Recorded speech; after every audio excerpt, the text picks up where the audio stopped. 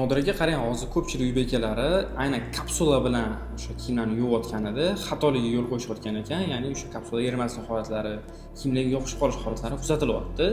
Shunga qanaqa umumiy tavsiya bersak bo'ladi ularga? O'zi aslida kapsuladan to'g'ri foydalanish degan qoidasi bor. Misol uchun kapsulani kiyimlarning orasiga solinadigan bo'lsa, kapsula yaxshi erimay qolish holatlari bo'ladi. Masalan, ko'ylakning yoqasini orasiga kirib qolishi mumkin. To'g'ri foydalanish deganda nima nazarda tutiladi?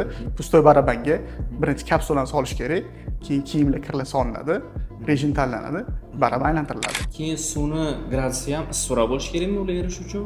O'zi qonun qoidasi bo'yicha gradusni ham nastroy qilish kerak deyiladi. Biz hozir olib kelayotgan Koreyadan olib kelayotgan ko'pun kapsulalarimiz plyonkasi yupqa bo'lganligini hisobiga boshqa yoki kapsulalarga o'xshab issiq suv nastroy qilish shart emas. Sovuq suvda ham yaxshi eriydi. Chunki bu mahsulotni o'zimiz Koreyaga borganda sinovdan o'tkazib ko'rganmiz.